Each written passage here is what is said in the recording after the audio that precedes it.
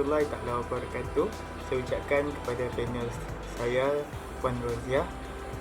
Saya Tuan Ahmad Fajar bin Tuan Osman, bernombor metrik 16 DKM 18 F1100. Hari ini saya akan menerangkan serba sedikit tentang projek tahun akhir saya, iaitu Elevated Cooking Gas Trolley. Masalah bagi projek kami adalah kami mendapati bahawa banyak tenaga yang diperlukan sewaktu seseorang individu nak mengangkat tong gas daripada atas lantai ke dalam kenderaan pelanggan. Justru hal ini demikian akan menyebabkan individu tersebut akan merosakkan postur badan mereka seperti tulang belakang apabila sekiranya mereka tidak mengangkat tong gas tersebut dengan teknik yang betul. Jadi, objektif bagi projek Elevated Cooking Gas Trolley ini adalah dengan adanya troli ini, ia mampu memudahkan pekerja di pasar mini untuk mengangkut tong gas daripada dalam kedai ke dalam kenderaan pelanggan. Seterusnya, objektif kami ialah ianya juga dapat mengurangkan risiko penyakit yang dialami oleh pekerja semasa hendak mengangkat tong gas memasak daripada kedai ke dalam kenderaan pelanggan. Jadi, seperti yang puan lihat di awal video tadi, troli kami dikuasakan oleh dua buah motor, iaitu sebuah motor berfungsi untuk mengangkat tapak troli kami, manakala lagi sebuah motor digunakan untuk mencondongkan tapak troli kami ke depan dan ke belakang.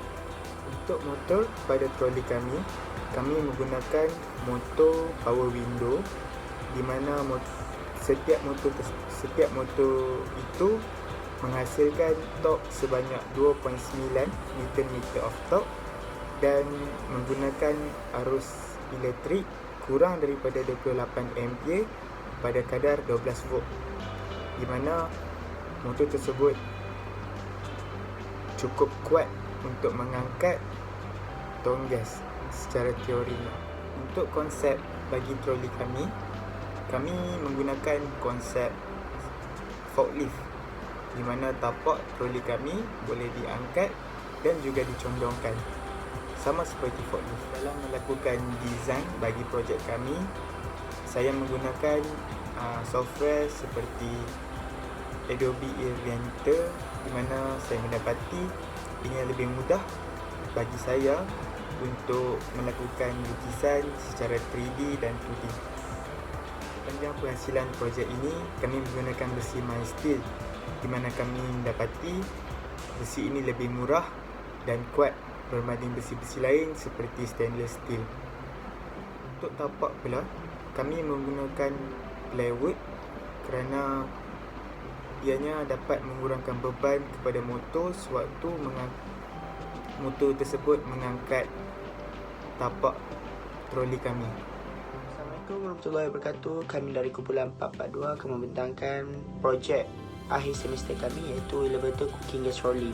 Nama saya Muhammad Mazari Azizan, nombor pendaftaran 16 DKM 18 F1114. Hari ini saya akan membincangkan mengenai subtopik saya, iaitu bahagian mekanikal. Okey, part yang utama ialah gear. Gear adalah komponen penting dalam projek ini kerana ia digunakan untuk mengangkat gas dan meletakkannya di tempat yang sesuai. Gear juga berputar apabila dipusingkan sedikit demi sedikit untuk bergerak mengikut ketinggian dan kesesuaian kita. Selain itu, gear juga berfungsi sebagai penghantar kuasa dan penggerak mesin. Penghantaran ini berlaku apabila satu batang besi yang memegang kedua-dua gear ini dipergerakkan oleh bateri, maka gear tersebut akan berpusing. Okey, terdapat beberapa jenis gear, iaitu gear taji, gear helix dan gear belitan. Okey, seterusnya adalah bateri. Bateri merupakan alat bateri yang terdiri daripada satu sel atau lebih elektrokimia dengan sambungan luar kuasa yang diberikan kepada alat-alat elektrik seperti lampu suluh, telefon pintar dan kereta elektrik. Apabila bateri membekalkan tenaga elektrik, terminal positifnya bertindak sebagai katod, manakala terminal negatifnya bertindak sebagai anod. Anod ini merupakan sumber elektron yang akan mengalir dan menghantarkan tenaga kepada alat luar yang disambungkan kepadanya. Apabila bateri disambungkan kepada sesebuah litar luar, elektrolit dapat bergerak seperti ion di dalamnya, lalu membolehkan tindak balas kimia disempurnakan pada terminal yang berasingan, seterusnya menghantarkan tenaga kepada litar luar pergerakan ion. Dari dalam bateri inilah yang membolehkan arus bergerak keluar daripada bateri lalu memberikan fungsinya.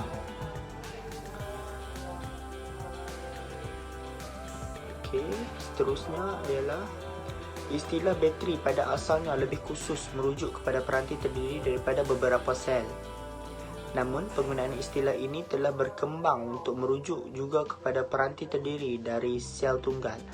Bateri datang dalam pelbagai bentuk dan saiz, dari sel-sel kecil yang digunakan untuk alat bantu dengar dan jam tangan, serta sel nipis yang digunakan dalam telefon pintar, hinggalah ke bateri asid plumbum yang digunakan dalam kereta dan lori.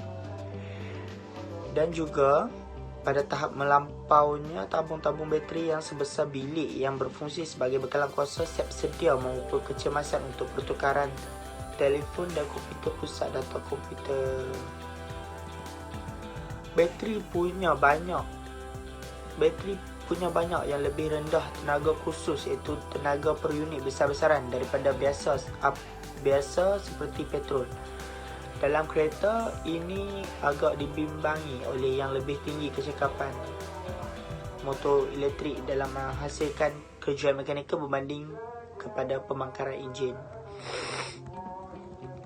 Terdapat dua jenis kategori bateri, iaitu sel basah dan sel kering. Seterusnya ialah rantai. Serangkaian link atau cincin yang saling terhubung berkaitan satu dengan yang lain sehingga terbentuk hingga memanjang. Rantai